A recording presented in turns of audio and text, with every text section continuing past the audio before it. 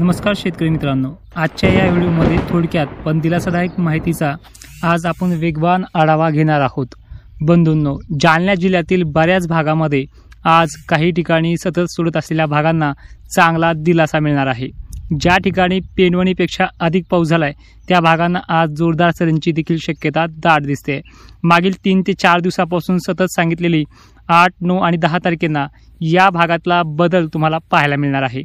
याचबरोबर जालन्याबरोबरच बीड, सोलापूर, सांगली, सातारा, पुणे परिसर तसेच नाशिक, जळगाव, धुळे जिल्हा, छत्रपती संभाजीनगर, अहिल्यादेवी परिसर, परळी, वैजनाथ, परभणी परिसर तसेच लातूर परिसर, बुलढाणा जिल्हा आणि भोकरदन, जाफराबाद, किन्नर, सिल्लोड, जळगावमधील बऱ्याच तालुक्यांना आज मध्यम ते काही ठिकाणी मुसळधार देखील पाऊस आहे।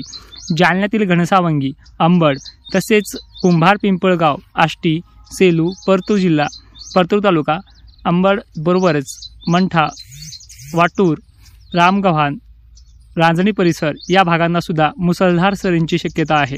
मित्रांनो, यामध्ये आपण स्ट्राईक रेट जो आहे तो पहिल्या वेळेस 80% भागांना सोडणार आहे, 20% भागांना घेणार आहे, पण ह्या वेळेस स्ट्राईक रेट वाढलेला आहे।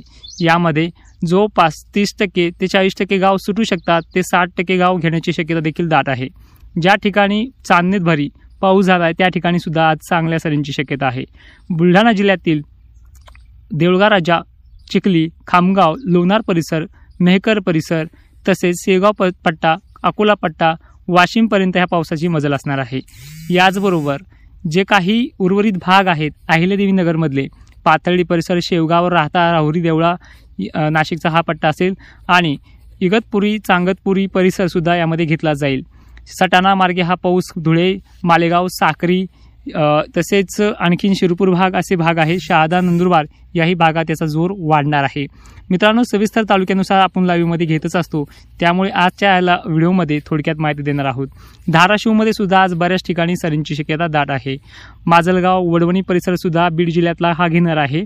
त्याचबरोबर परभणी, गंगाखेड परिसर, परळी, वैजनाथ परिसर, त्याचबरोबर सेलू, मानवत परिसर सुद्धा आहे।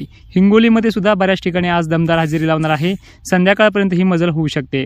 दुपारनंतर जालना जिल्ह्यामध्ये हा प्रभाव पाहायला मिळणार आहे। 4:30 किंवा 3:30च्या सुमारास काही ठिकाणी मोजक्या भागामध्ये पावसाला देखील सुरुवात होईल। बीड जिल्ह्यामध्ये बऱ्याच ठिकाणी मेघगर्जने, वादळासह पाऊस आहे। जालन्यातील शेतकऱ्यांना विनंती आहे, वादळांचा फटका आणि गर्जनेचा आवाज अवकाळी दिसल्यास शेतातून बाहेर पडून घरी निघावे। त्याचबरोबर जे काही उर्वरित भाग आपण सोडले आहे बोलताना त्यांची देखील माहिती थोडक्यात देऊयात। अकोला, अमरावती परिसरामध्ये मान्सूनच्या मोसमी वाऱ्याचा वेग तेलंगणा मार्गे असल्यामुळे येथील भागामध्ये मोजक्या ठिकाणी पाऊस पडेल, पण तो पाऊस देखील पडलेल्या भागात चांगला असेल। याचबरोबर मान्सूनच्या धुरळ पेरणीच्या तारखा यांना 15, 16, 17 अशा असणार आहेत, कारण की 17 तारखेलाच मध्यम ते जोरदार सरींची शक्यता मान्सूनच्या पावसाची आहे।